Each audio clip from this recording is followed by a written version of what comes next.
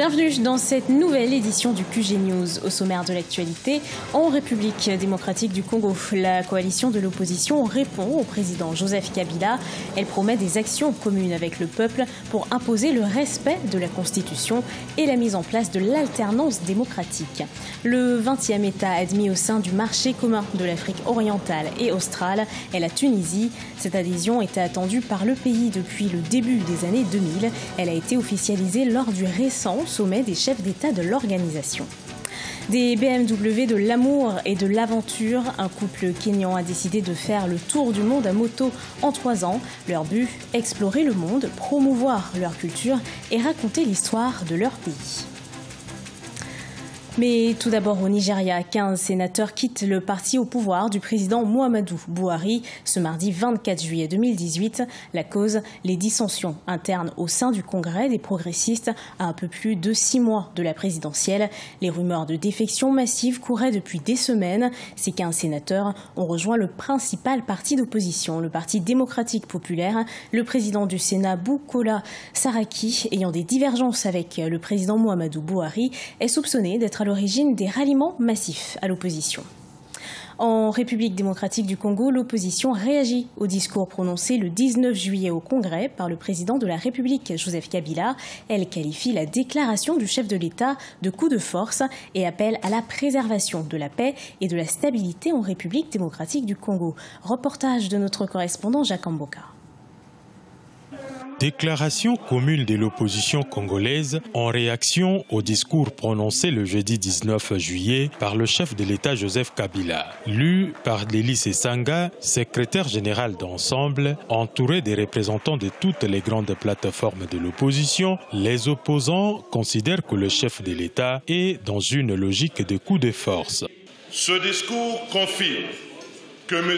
Kabila est indubitablement dans la logique du coup de force après avoir instrumentalisé toutes les institutions de la République, procédé à une mise en place frauduleuse des membres de la Cour constitutionnelle, recruter et former des milices politiques dévouées à sa cause. À 2 jours du début du dépôt des candidatures pour la présidentielle, l'opposition voudrait bien faire figure d'unité face au régime en place. Un pas pour un grand défi qui consiste à trouver un consensus, celui d'une candidature unique. Le premier pas est toujours difficile à franchir.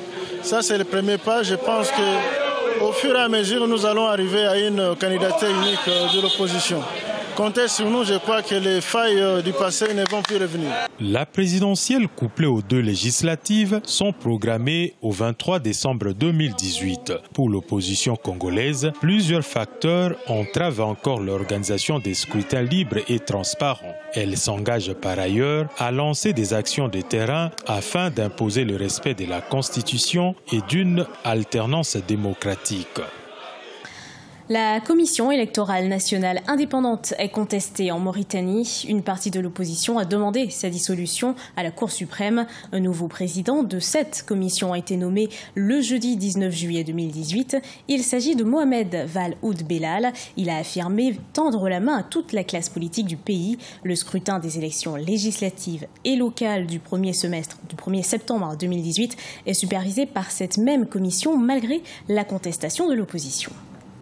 Le marché commun de l'Afrique orientale et australe a un nouveau membre, la Tunisie. L'admission du pays a été officialisée à l'occasion du sommet des chefs d'État et de gouvernement des pays de l'organisation régionale qui s'est tenu ces 18 et 19 juillet en Zambie. Les précisions de Zahra Mohamed Moutou.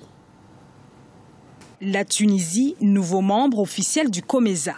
Le pays du Maghreb est le 20e État admis au sein du marché commun de l'Afrique orientale et australe, qui diversifie ainsi ses partenaires. L'adhésion de notre pays au COMESA constitue une opportunité prometteuse pour les secteurs publics et privés et les chefs d'entreprises industrielles et financières pour la réalisation de partenariats avec leurs homologues dans le reste des pays membres de ce groupement économique. Cette adhésion était attendue par la Tunisie, une attente qui remonte même au début des années 2000. En 2005, la Tunisie avait demandé le statut d'observateur, mais il s'était heurté au refus de l'organisation. La COMESA, c'est quand même un marché à fort potentiel, fort enjeu en Afrique, qui regroupe des États qui sont assez dynamiques, notamment plus d'une vingtaine d'États.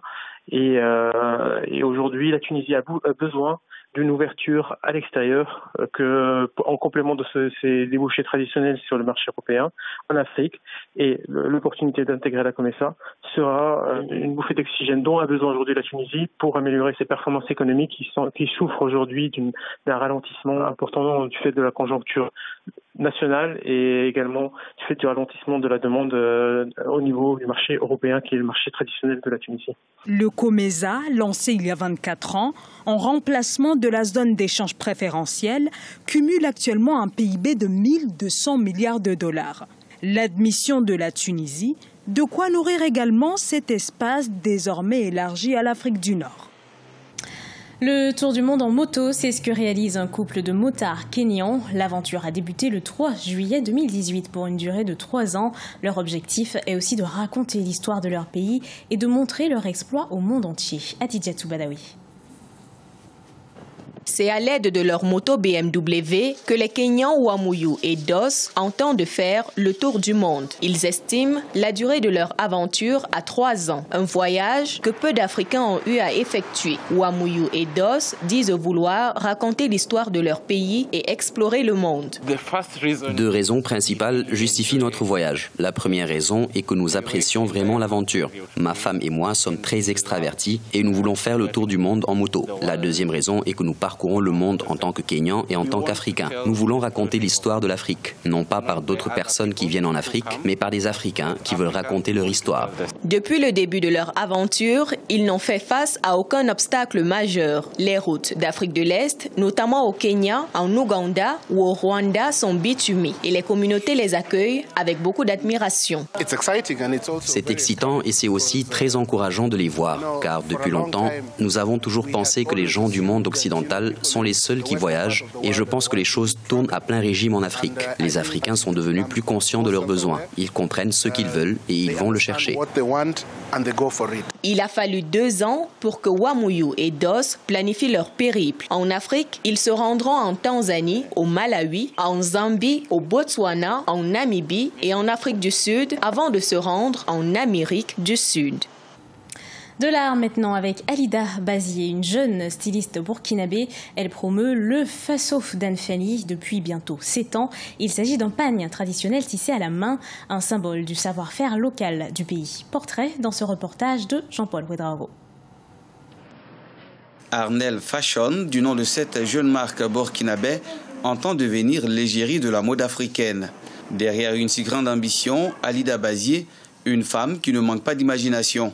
Sa particularité, la confection de vêtements à base du Faso d'Anfani, ce pagne traditionnel tissé à la main, devenu au fil des années le symbole du savoir-faire local burkinabé. Le Faso d'Anfani, parce que je pense que c'est un pagne qui a de la valeur, qui a du potentiel. Et puis, je veux surtout mettre ce textile en valeur parce que ça apporte une valeur ajoutée à une économie nationale. De plus en plus proche de sa clientèle, Alida Bazié met en valeur les consommateurs de ses créations, parmi lesquels des artistes, des hommes d'affaires et autres personnalités politiques. Elle peut surtout compter sur la jeunesse de son équipe et rêve désormais de disposer d'un plus grand atelier. Le Faso d'Anfani, j'aime beaucoup parce que ça vient au fait de chez nous, disons de l'Afrique. Les choses sont faites à la main, c'est vraiment joli à voir. Donc il faut souvent tout le temps mettre ce qui vient de chez nous à la mode et puis valoriser.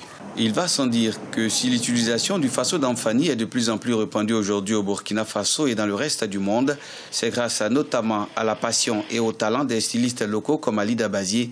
Il demeure à ce jour l'un des tissages traditionnels les plus anciens et les plus utilisés au Burkina Faso. Ce journal a été préparé par l'ensemble de la rédaction. Merci de l'avoir suivi. Retrouvez dans un instant une nouvelle édition d'actualité sur Africa 24.